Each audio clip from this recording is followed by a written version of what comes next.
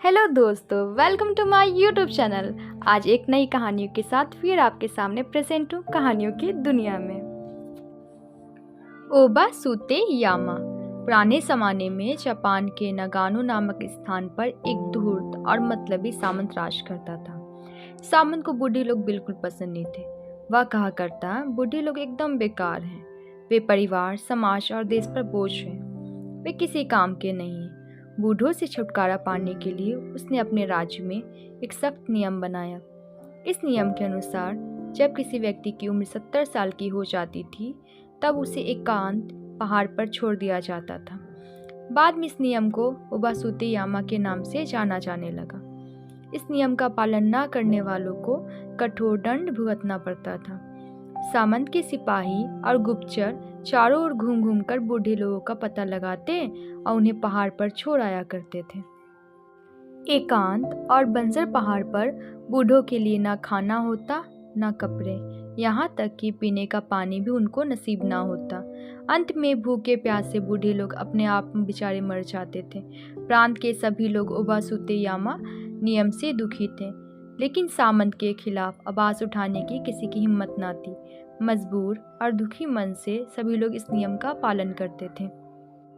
इसी प्रांत के साराशीना नामक स्थान पर एक गरीब किसान अपनी बूढ़ी माँ के साथ रहता था।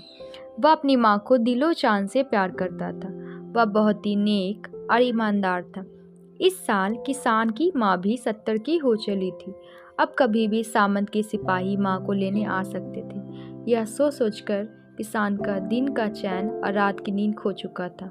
उसका ना खेत पर काम में मन लगता और ना ही घर पर। इस बात का उसे पूरा यकीन था कि कोई भी बूढ़ा सामंत की नज़रों से बच नहीं सकता।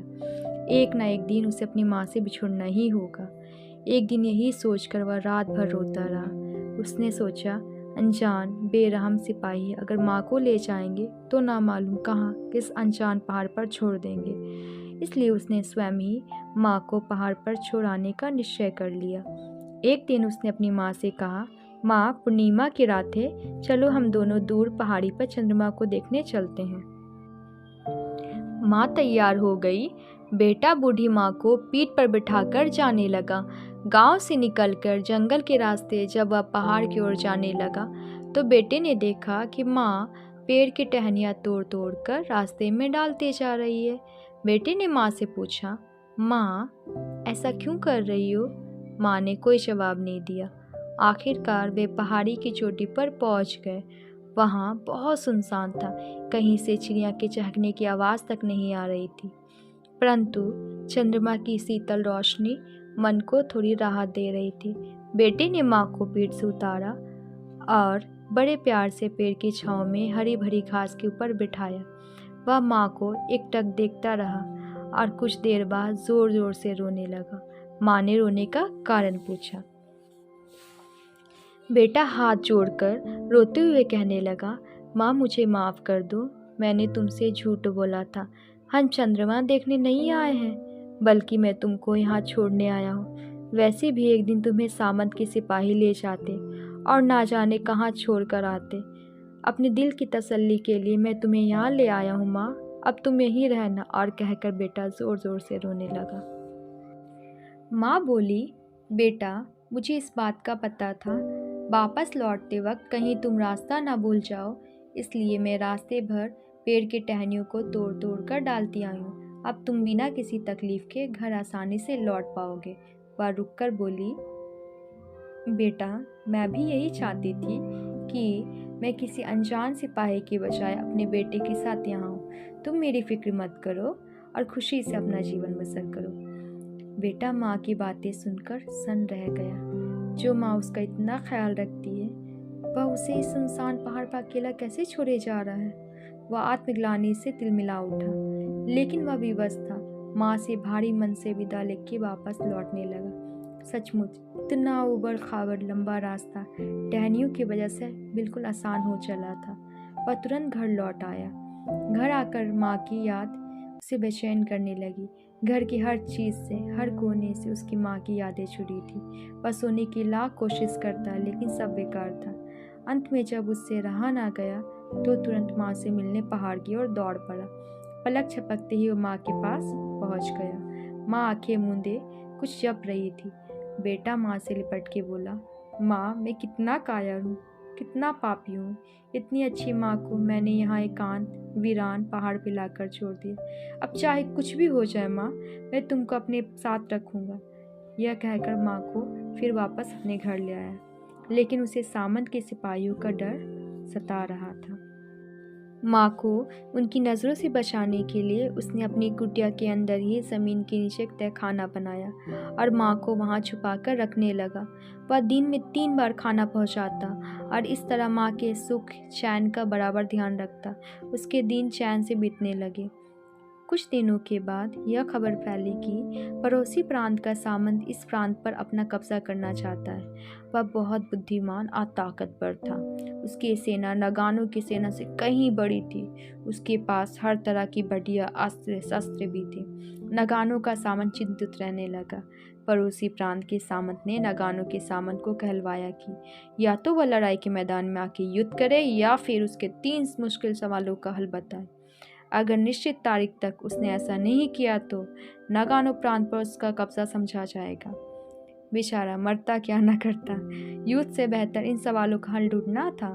नगानो का ये सामंत इन मुश्किल सवालों का हल बताने को तैयार हो गया, लेकिन सवाल इतने मुश्किल थे कि उनका जवाब लगभग नामुमकिन सा था। पहला सवाल यह था कि क्या कोई राख की रस्सी बना के दिखला सकता है।